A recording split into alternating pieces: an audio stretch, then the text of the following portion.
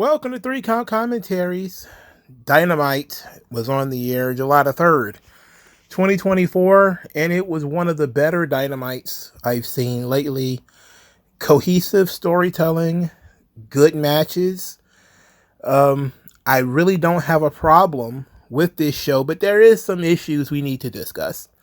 And we will be discussing those issues. But first, news and notes. One note to get through. And it involves your boy Will Ospreay and your world champion who did not make an appearance on this show, Swerve Strickland. So Fightful decided they were going to put out a report that was supposed to make Will Ospreay look cool. Like he's a good old guy. Because he volunteered to wrestle Swerve Strickland at Forbidden Door and lose. To prove two things. One, nobody is above taking a loss, and two, to prove that Swerve is a legitimate champion and not just holding the title for him at Wembley, which only makes things worse for Swerve. Because people would not think that if Swerve was booked strongly. If Swerve was booked strong, you wouldn't be concerned about him just being a placeholder, just being a guy keeping the belt warm. If he was booked strong, they had a pay-per-view where he won in the main event, and then he did not appear on the next show. Like, when you try to tell everybody that, yeah, he's totally a legitimate champion, we're totally going to have our top guy lose to him, and then he doesn't appear on the next show, well, that's, akin to when Solo Sikoa beat John Cena, or when Austin Theory beat John Cena. It's like, okay, so what's the follow-up? What was your follow-up? What was your plan after Will Ospreay lost this match? Well, the plan was to continue centering Ospreay, because that's what they did. So if anything, you only brought a spotlight to the situation by telling everybody Ospreay is our guy, but he's not the guy right now. Right now, the guy is Swerve. And that doesn't really engender a lot of respect for Swerve. I saw a lot of black wrestling fans trying to hang their hats on, oh yeah, some Japanese newspaper did an article on Swerve Strickland. They never talk about black wrestlers in Japan. This is a big deal. And he doesn't even work there. And I say, okay, maybe. But is that going to increase ticket sales in the United States? Did it increase ticket sales for this particular show? Is it going to increase ticket sales or ratings for the next show? They're still in the continental United States. Even if Swerve gets over in Japan, let's say, because he beat the vaunted Will Ospreay, what does it mean when your company is based in the United States? I don't know. Or the continental American area. And your biggest show is in Europe, not Japan. Now, the Wrestle Dynasty show might be in Japan, but we'll talk about that when we get there. But they put this thing out to try to make everybody get all excited. Will Ospreay's such a nice guy. He spotted him a point. That's really all he did. Like when you want to play something, but your little brother ain't no competition. You spot him 15 points. You give him a little bit of an advantage, just so it'll be competitive for you. That's essentially what's happening here. Our boy Devontae Rackney did a video talking about how Will Ospreay is essentially booked like John Cena, and I didn't notice it because I wouldn't have thought to put those two things together, but I see it. Will Ospreay is clearly the guy. This loss meant nothing. That's why he kicked out of all of Swerve's big finishers. I noticed that. I saw that. And then the idea that Ospreay, after seeing people write Swerve off as not being a real world champion, decided to go do him the favor of, I'm going to put him over just to prove that he really is the guy right now. Well, you didn't do nothing but bring a spotlight to the fact that you could do that. So it doesn't really help you. You know, that doesn't really help your case that Swerve is legit right now. Because this entire episode was built around real Ospreay stories. Not Swerve Strickland, who is the star of the show. He is the champion. And he is not the main focus of this show. Actually, for some odd reason, Daniel Garcia is. So, AEW, they tried very, very hard with Sammy Guevara. It didn't work. They tried with Wheeler Yuta. It didn't work. So now they're going to try Daniel Garcia. Daniel Garcia is now mixed up with the big boys. They had him watch the main event very intently on Forbidden Door. And we start this show with Daniel Garcia talking about how he's no stranger to pressure. This is the most important match of his career. And he put on his mom's life that he's not going to lose. MJF then volunteers to be in his corner for this match. Later in the show, Will Ospreay asks Don Callis for a release from the Don Callis family. Don Callis says he usually doesn't do this, but he's going to do the favor. And he hopes that one day Will Ospreay will do him a favor too. And they hugged. So Will Ospreay got his release from the Don Callis family. And Daniel Garcia is going to have MJF in his corner. Okay. This leads to the main event. Where Will Ospreay, because everybody knows that he's the guy, he's treating Daniel Garcia like a little brother. I mean, kicking him in the back. Might as well just be like paintbrushing him in the back of the head. It's pretty much the entire match of him basically little broing Daniel Garcia. But what interests me, of course, is the story. During the match, MJF and Will Ospreay are staring each other down, of course. Then a little bit later, MJF leaves his Dynamite diamond ring within reach for Daniel Garcia. Garcia doesn't pick it up. MJF starts calling him out and waving the ring at Garcia, even puts it in his hand. Garcia looks at it, gives the ring back, turned around, immediately got hit with the hidden blade and pinned. Okay match, solid finish. After the match, Will Ospreay gives a distraught Daniel Garcia a pep talk, leaves him. MJF gets in the ring, takes responsibility for the loss, apologizes for distracting him. He, aids Daniel Garcia to stand up, raises his arm, so he's about to turn. Then he kicks Daniel Garcia in the balls.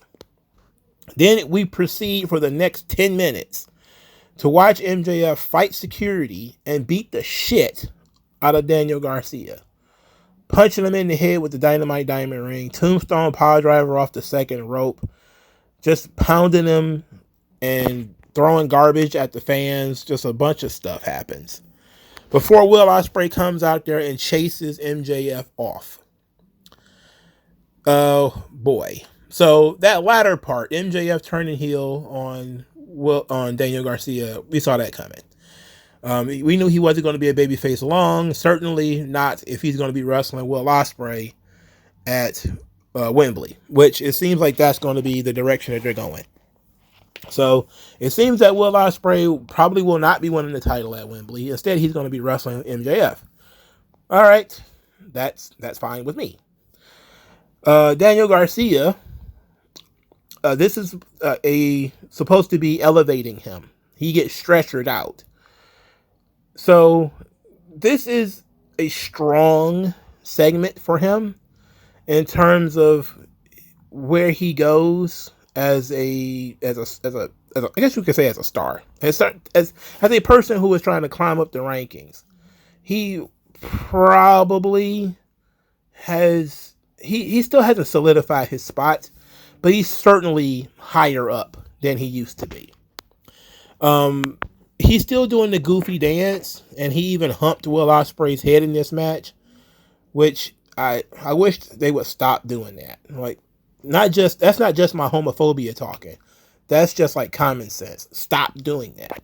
Stop humping people's heads in wrestling. It's not needed.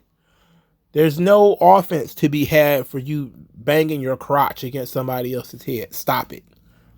It's gay and strange. All right? In any event, without strong mic work, I don't see myself getting into Daniel Garcia. But this is AEW, and all they really care about is wrestling. And the fans already like his matches, and they like to dance. So the microwave elevation for Daniel Garcia, we'll see if it sticks. Because where do you really take him at this point? He has to wrestle MJF, clearly. That has to happen. But if MJF is going to be wrestling Will Ospreay, then MJF has to beat him. Unless you're going to write Daniel Garcia off the show until after the Wembley match, which is in late August, and it's early July. I don't see this having a satisfying conclusion for Daniel Garcia. The only other option you got here is to make it a triple threat match. That these three guys are intertwined in a story and they're going to fight each other. That's the least interesting thing for me. I'm more interested in Will Ospreay versus MJF. MJF versus Daniel Garcia, I've seen that before. I didn't really care about it then. Didn't really care about it now. Didn't really care about Will Ospreay and Daniel Garcia either, to be quite honest. And didn't take the match seriously because I knew Will Ospreay wasn't going to lose. So, I don't know if I like the idea of a triple threat match. But having Daniel Garcia come back for revenge against MJF after MJF, I would guess, would beat Will Ospreay for that international title, could be fun. That could be interesting. He would, of course, have to change his gimmick a little bit. But I'm okay with that. So, I will say it was a strong segment in terms of story element. They did a good job. Clear babyface, clear heel, sympathetic babyface. You got superhero babyface and Will Ospreay, sympathetic babyface and Daniel Garcia, and now you have your dastardly underhanded heel in MJF. They also did a good job of tying this into Collision, because now MJF is going to start Collision. So, good. We're going to get into why he did this at the beginning of Collision, which is great. And it was smart for Tony Khan because he's going to be counter-programming Money in the Bank. So he wants to have his top star in the ring at the beginning of the show to explain why he did what he did to Daniel Garcia, as a way of trying to keep some viewers from not watching Money in the Bank. I don't think it'll work. I don't think it'll work, but it's worth a try. And I'm okay with it. You'll notice nobody's going to talk about, how he's counter-programming Money in the Bank or anything. Like, nobody cares about that crap, right? But this was a very strong segment to end on if your goal was to counter-program Money in the Bank, which it clearly is. So, I'm okay with this. This whole thing here, I'm perfectly fine with it. MJF versus Will Ospreay is the biggest match you could do, especially if Ospreay's not going to win the title. He could at least wrestle the top guy, which, of course, then continues to prove that he is the top guy. And they'll probably main event the show, MJF and Will Ospreay. So that means that Swerve is likely going to end up wrestling Ricochet. So I can't see anybody else on the roster for him to wrestle. Oh, shit, I forgot. The Owen. I completely forgot about the Owen. Let's talk about this Owen Hart Cup, because this actually produced stuff that I would like to see. Bryan Danielson versus Pac was the first AEW match I've actually wanted to see in ages. I think I have not actually wanted to sit down and watch a match in AEW since Kenny Omega wrestled Bryan Danielson. That was the last time I was like, this is absolutely must see for me. And this was the next time. Now, there's been matches I've been like, okay, this is interesting, but not on a level of, I've been actually looking forward to this. And they delivered. They didn't let me down. Danielson and Pac had a really good match.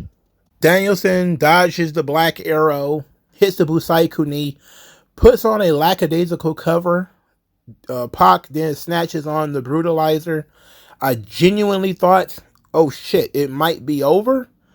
And Danielson might do something where, because he's been selling the neck all night. So I figure, okay, he might tap out to this just to put the guy over. He might do a old, losing his consciousness or whatever. But instead, they did roll counters until a crucifix and the pin. I was shocked. Not shocked that Danielson won, but shocked that the finish was a crucifix.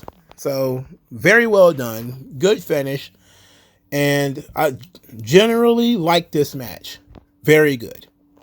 Willow Nightingale wrestles Chris Statlander, also in the Owen Cup. Willow Nightingale won the match with a roll-up.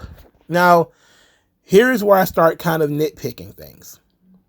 Well, first, before I get into the nitpick, let's back up. Well, Willow cut a great promo. Really great promo about her tagline, Smile Anyway. About, using it to stay on the bright side and to combat the miseries of life. And it says that Chris Statlander mocks Smile Anyway because she doesn't understand her and she doesn't understand it. And she starts talking about how her friends are sick and going through tough things.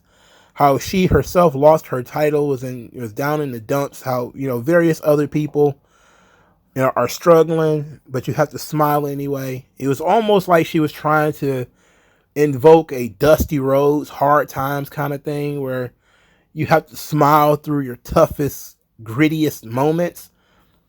And somebody on Twitter says she's closer to being the guy than anybody that you're pushing, especially men. And I say I have to agree. Her promos are so much better than I thought they would be. They're not only entertaining, but she actually has something to say. They're very motivational.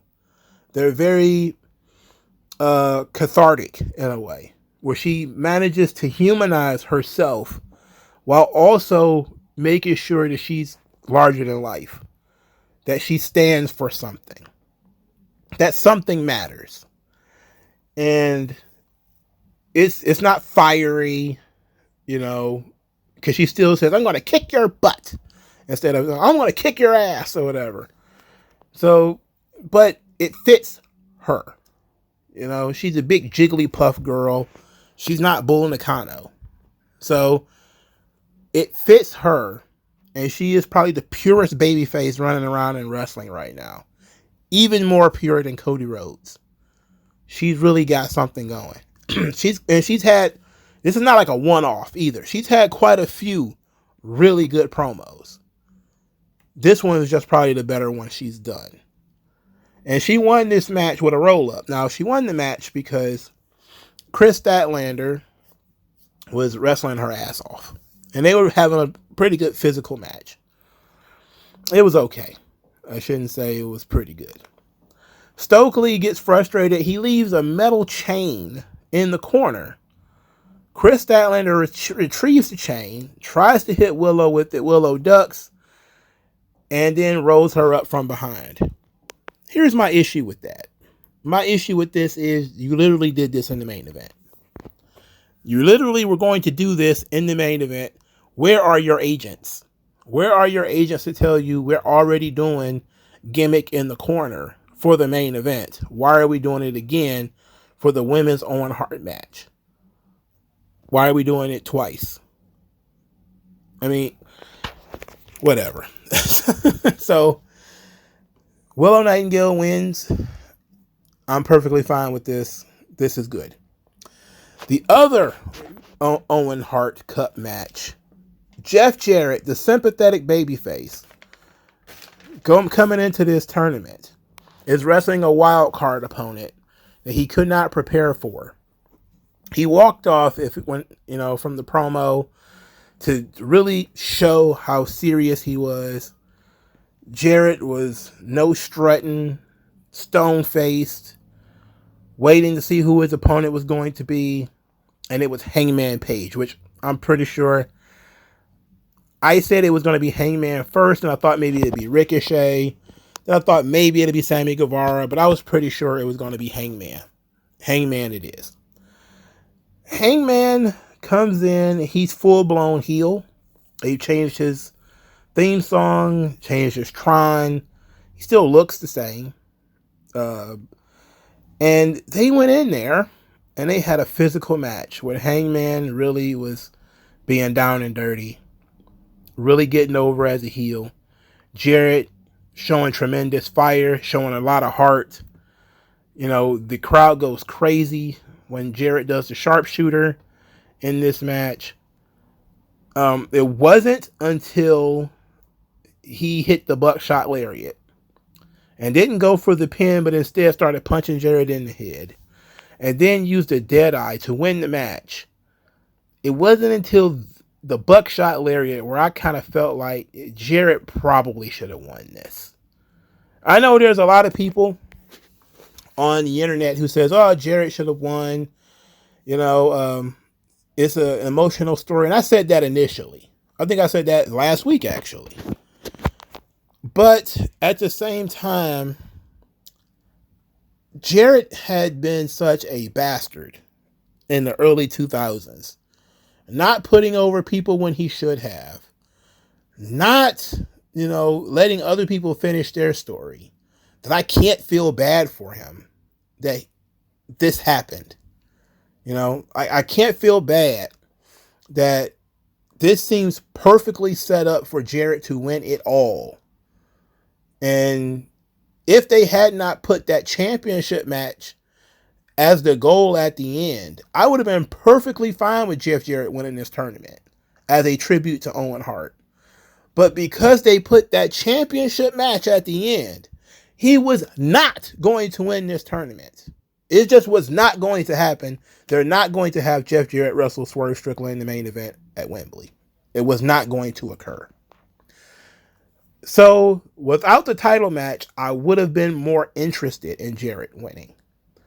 But because the title match is there and they're not going to do Jarrett, he had to go out. And since he had to go out anyway, he might as well go out to Hangman Page. Now, does this mean that we're going to have Hangman Page versus Swerve Strickland match 4 or 5 at All In? God, I hope not. I hope not. I do not want to see Swerve and Hangman wrestle each other anymore. I do not want to see that again. I'm begging Tony Khan to get creative. Now I'm gonna pitch a little bitch here. Because somebody's got to explain to me how you have the second round already started before the first round is even over. That Pac and Danielson match was a second round Owen Hart match. This Jarrett and Hangman is a first round Owen Hart match. Why are you... So now you're setting up the tournament where some guys get like several weeks off. Like, I don't get, like, they said Pac had 2 weeks off or something like that. And we know that Danielson just wrestled on Sunday.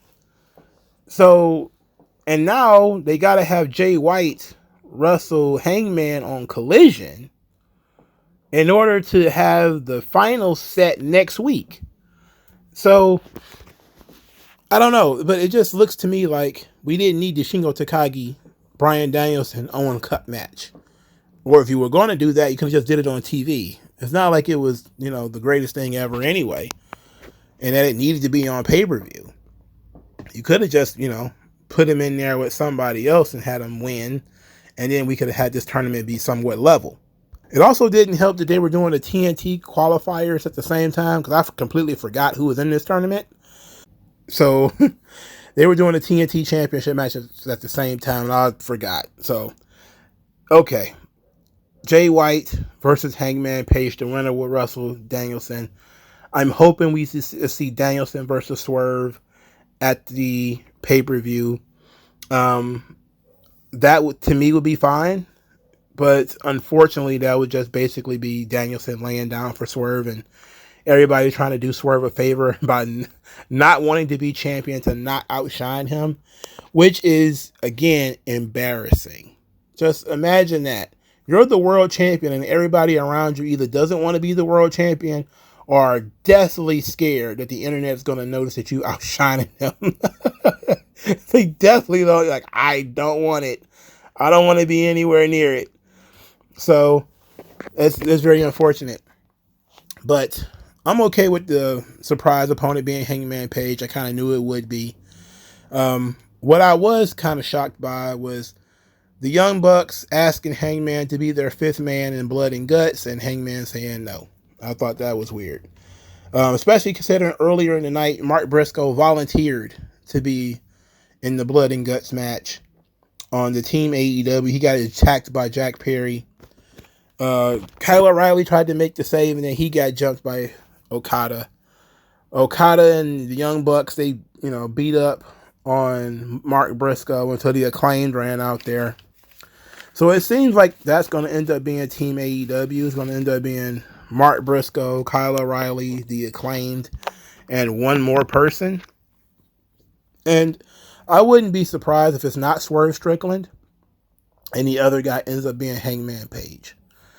So that just seems to be what it's going to be. But I completely forgot that they challenged a Team AEW to a Blood and Guts match, because it seemed like it's been way on the back burner, not relevant to the rest of the show at all. So it is what it is. Chris Jericho, he came out there today and he talked about Taz being a mark and Hook stealing his move, broke the cardinal sin of pro wrestling. I could tell you this, the first hour of Dynamite was pretty good. I didn't have a problem with the first hour. Soon as the second hour began, though, things started going off the rails because Jericho's out there. And while I find Jericho to be humorous, too much of that stuff is, too much. So he's going to be on commentary. He had the EVPs banned Taz from commentary. And then he did commentary for Samoa Joe, Hook, and Shibata versus Brian Cage and Gates of Agony. Now, this made me want to go jump in a lake, because I was writing good things down about Dynamite up to this point. Now, Jericho's yelling in my face on commentary because that's how his new character talks. Hi, guys. Hook stole my move, guys. You can't do that. And I'm like, oh, no. I don't want 15 minutes of this. This match would never end either. Like, I don't understand how Brian Cage get on this show and Swerve Strickland couldn't get on this show. So Brian Cage, Mark Briscoe gets promo time, though? Get out of here, bruh. So this was trash. Even though I don't hate Chris Jericho's new gimmick as much as everybody else does, this whole thing here was trash. After the match, Big Bill and Jericho and all of them, they jumped Samoa Joe, Hook, and Shibata, beat the tar out of these guys. And now Brian Keith, through the magic of he no longer has to be injured, he's no longer injured. So he was arm was in a sling for 3 shows, all in the same week. Soon as they replaced him for Forbidden Door, and now, Forbidden Door is over, so they don't have a gimmick tag team partner anymore. Oh, now his arm is fine and he can hit people with chairs. How about that? It's a miracle. It's a Forbidden Door miracle. He must have walked through the Forbidden Door, found the greatest arm surgeon in the history of the world. Now his arm goes from being in a sling to him being able to hit people with chairs. Anyway, later, Jericho hits Hook with a fireball because now he's the wizard tree. And we're mixing gimmicks here. Hi, guys. I just hit you with a fireball, Hook. That's when you use flash paper and you throw it in somebody's face. Jerry the King Lawler used to do this in Memphis. Let's move on to the coup de grace. The most important thing to happen all night. Britt Baker and Mercedes Moné. Let's be clear here. This promo segment was not great. It was not great. All right. I'll tell you why it was not great. So for starters, Britt Baker comes out. She's got a promo and it's fine. She's talking about where she's been. Basically, to truncate this thing, she had a mini stroke. She's like 30 or 31 years old. I think she's no older than 33. And she's already having strokes. The entire left side of her body went limp.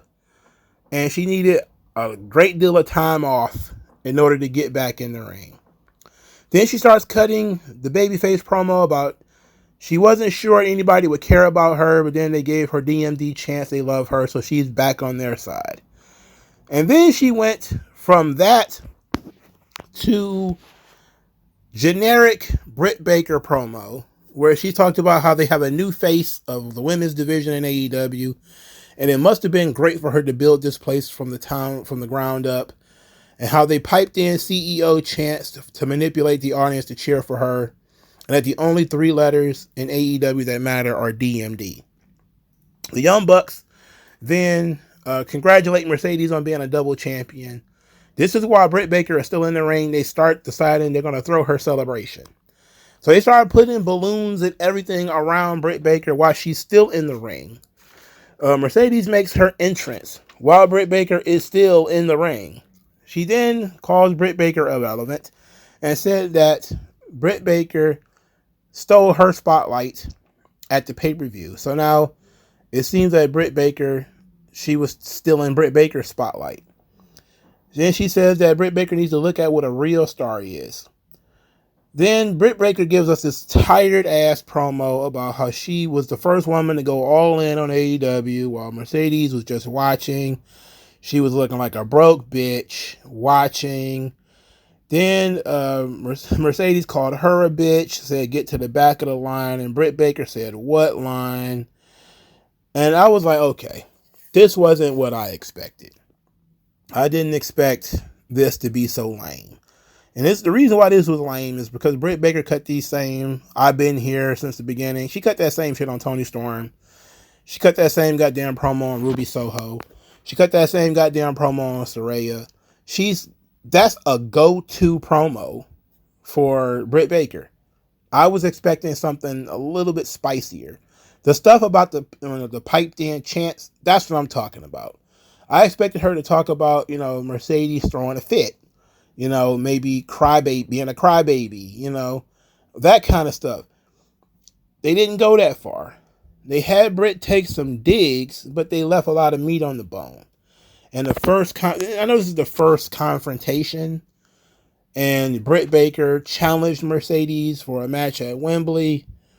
And then, of course, Mercedes told her to get to the back of the line. There's, I'm a double champion. There's a lot of people who want a shot at me, which is fine, but now Mercedes is officially a heel, which helps this story, of course, as this was necessary to really boost Britt Baker and boost interest in this match. Is somebody had to be a clear heel, and having Mercedes be congratulated by the Young Bucks and her appreciating them and all that kind of stuff, this works. But I don't like the content of what they're talking about here. I don't want to hear any more about how Britt Baker came here from the beginning, because she didn't have much of a choice. We know the story. Britt Baker tried to get into NXT. They said, yeah, we would love to have you. She said, I'm in dental school. They say, well, go finish that up and then come back afterwards. And then AEW just happened to start. So she ended up in AEW. Wow. That's how it happened. It wasn't like, she was some huge star who chose to come here like Chris Jericho. She was, a barely relevant girl on the indies who ended up starting up with AEW. I mean, come on. How much can this clout go? How further can this greyhound run? It's an old dog, all right? So, hopefully this thing improves. But them just calling each other bitches and staring at each other, and this impeccable tan that Britt Baker's got, I'm very impressed by this tan. Her and Mercedes are the same skin color at this point. I'm very impressed. There was a poll done by, I think, Busted Open Radio, as they were talking about who won the promo battle between Britt Baker and Mercedes, and like 90% of the people said Britt Baker. Okay. Didn't move me at all. Britt Baker came out there, she got some sympathy, and then she made some cheap shots at Mercedes, which made it easy to win the promo battle because Mercedes didn't have to say anything. She came in at the tail end and just kind of stood there and let Britt Baker say what she was going to say. It wasn't really a battle back and forth because there were no digs that was being done from Mercedes' side. She was just talking about how Britt Baker's not a real star and how, Mercedes is rich and all this kind of stuff. So, I mean, the real battle, I guess, comes later when there's some digging being done.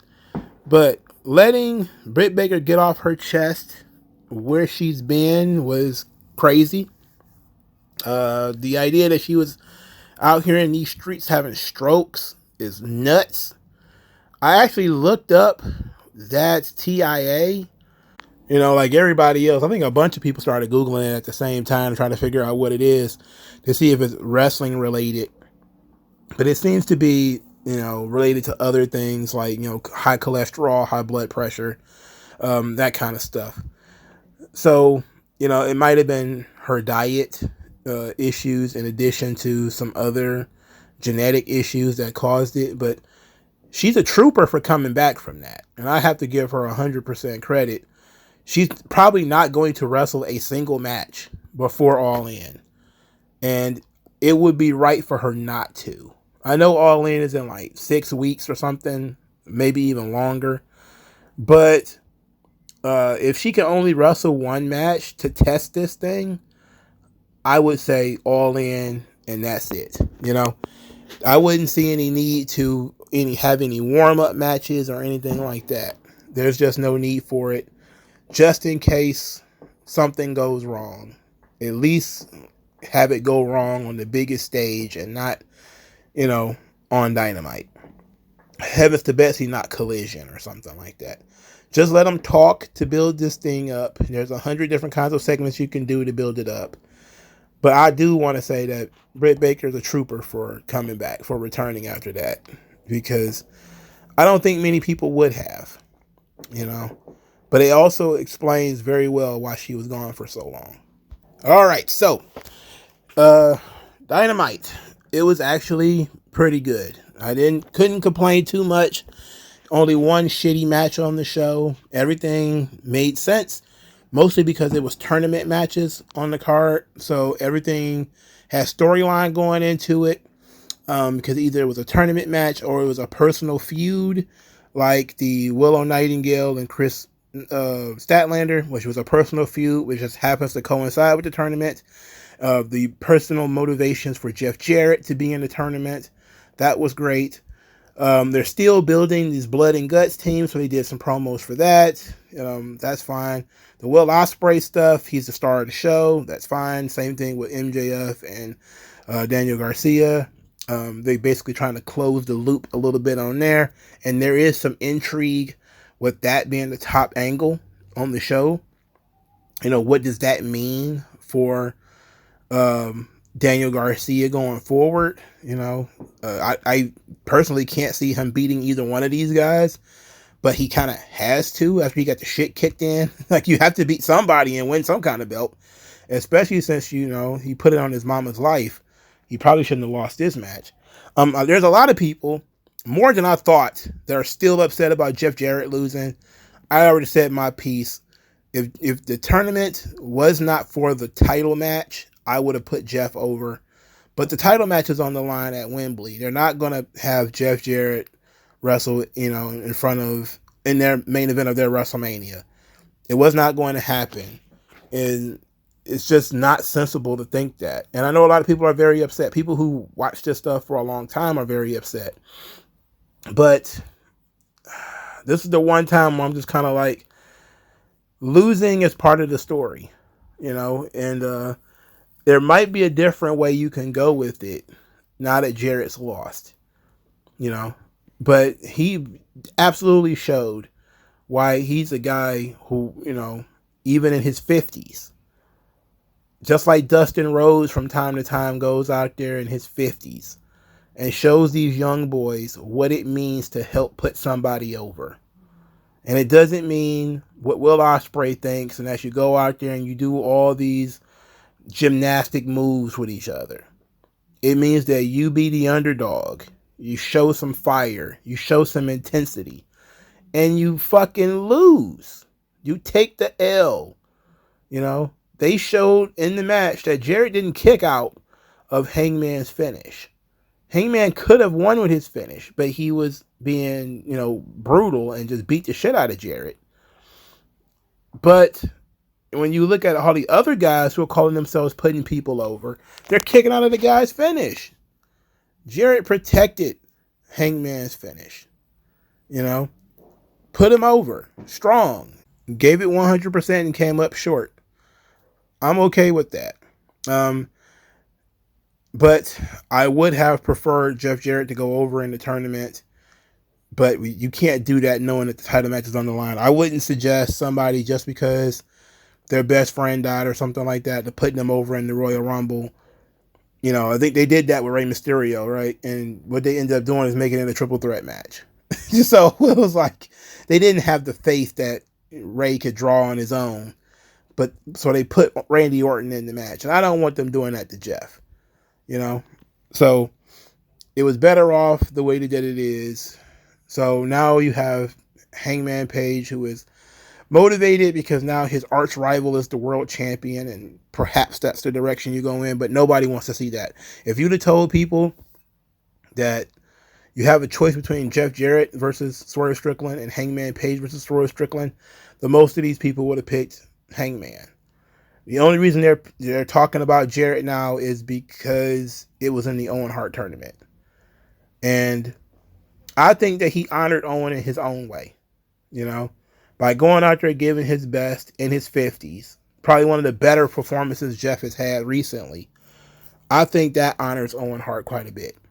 So, but let me know what you guys think. Like, share, subscribe. I'll talk to you guys later. Peace. Yeah. We just gonna